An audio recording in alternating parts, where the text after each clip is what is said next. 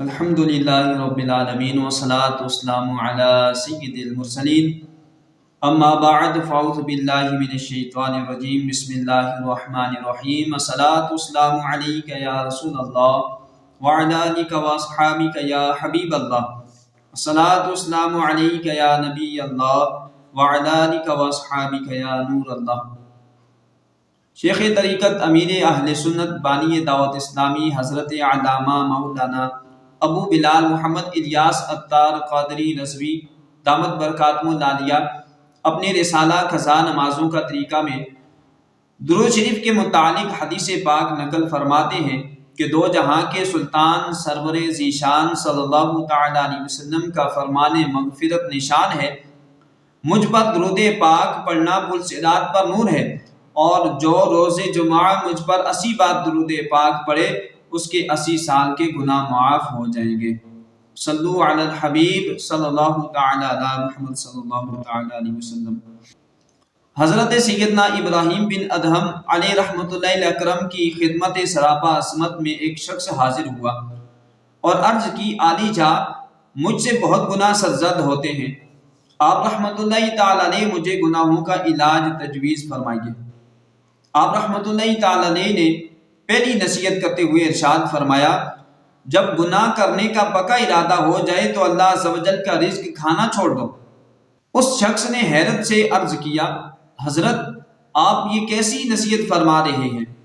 یہ کیسے ہو سکتا ہے جبکہ رزاق عز و جل وہی ہے، تو میں اس کی روزی چھوڑ کر بھلا کس کی کھاؤں گا؟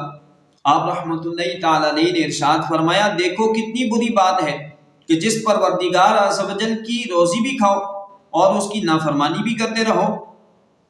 پھر آپ رحمۃ اللہ تعالی علیہ نے دوسری نصیحت کرتے ہوئے ارشاد فرمایا، جب بھی گناہ کا ارادہ ہو جائے تو اللہ عز و جل کے ملک سے باہر نکل جاؤ۔ اس نے عرض کیا، حضور یہ بھی کیسے ہو سکتا ہے؟ تمام مشرق و مغرب، شمال جنوب، دائیں بائیں، اوپر نیچے، الغرض جدھر جاؤں ادھر ہی اللہ عز و جل کا ملک پاؤں، اللہ عز و جل کے ملک سے باہر نکلنے کی کوئی صورت ہی نہیں۔ آپ رحمۃ اللہ تعالی علیہ نے ارشاد فرمایا، دیکھو کتنی بری بات ہے کہ اللہ عز و جل کے ملک میں بھی رہو اور پھر اس کی نافرمانی بھی کرتے رہو۔ تیسری نصیحت آپ رحمۃ اللہ تعالی علیہ نے یہ ارشاد فرمائی، جب پختہ ارادہ ہو جائے کہ بس اب گناہ کر ہی ڈالنا ہے تو کر لو، لیکن اپنے آپ کو اتنا چھپا لو کہ اللہ عز و جل دیکھ نہ سکے۔ اس نے حیرت سے عرض کیا، حضور یہ کیوں کر ممکن ہے کہ اللہ عز و جل مجھے دیکھ نہ سکے؟ وہ تو دلوں کے احوال سے بھی باخبر ہے۔ تو آپ رحمۃ اللہ تعالی علیہ نے ارشاد فرمایا، دیکھو کتنی بری بات ہے کہ جب تم اللہ عز و جل کو سمیع و بصیر بھی تسلیم کرتے ہو اور یہ بھی یقین کے ساتھ کہہ رہے ہو کہ اللہ عز و جل مجھے ہر لمحے دیکھ رہا ہے، مگر پھر بھی گناہ کیے جا رہے ہو۔ چوتھی نصیحت آپ رحمۃ اللہ تعالی علیہ نے یہ ارشاد فرمائی، جب ملک الموت سیدنا اسرائیل علیہ السلام تمہاری روح قبض کرنے کے تشریف لائیں تو ان سے کہہ دینا کہ تھوڑی سی مہلت دے دیجیے کہ میں توبہ کر لوں۔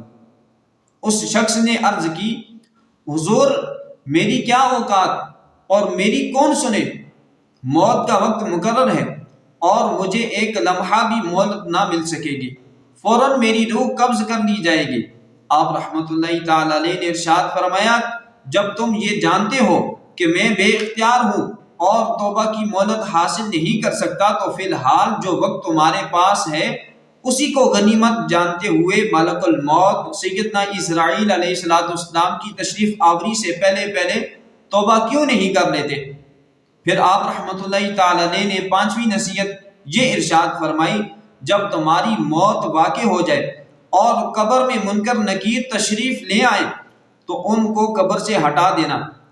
اس شخص نے عرض کی، عالی جاں یہ آپ کیا فرما رہے ہیں؟ میں انہیں کیسے ہٹا سکوں گا؟ مجھ میں اتنی طاقت کہاں؟ آپ رحمۃ اللہ تعالی علیہ نے ارشاد فرمایا، جب تم نکیرین کو ہٹا نہیں سکتے، ان کے سوالات کے جوابات دینے کی تیاری ابھی سے کیوں نہیں شروع کر دیتے؟ پھر آپ رحمۃ اللہ تعالی علیہ نے چھٹی اور آخری نصیحت کرتے ہوئے ارشاد فرمایا، اگر قیامت کے دن تمہیں جہنم کا حکم سنا دیا جائے تو کہہ دینا کہ میں نہیں جاتا۔ اس نے عرض کی، حضور وہاں تو گھسیٹ کر دوزخ میں ڈال دیا جائے گا۔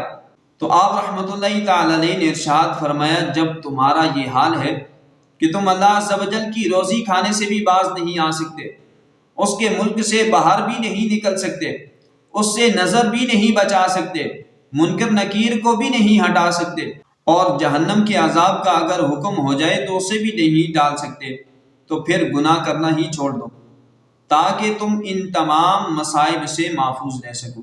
اس شخص پر حضرت سیدنا ابراہیم بن ادہم رحمۃ اللہ تعالی علیہ کے تجویز کردہ گناہوں کے علاج کے ان 6 نصیحت آموز مدنی پھولوں کی خوشبو نے بہت اثر کیا اور وہ زاروں قطار رونے لگا، اور اسی وقت اس نے اپنے تمام گناہوں سے سچی توبہ کر لی اور مرتے دم تک اپنی توبہ پر قائم رہا۔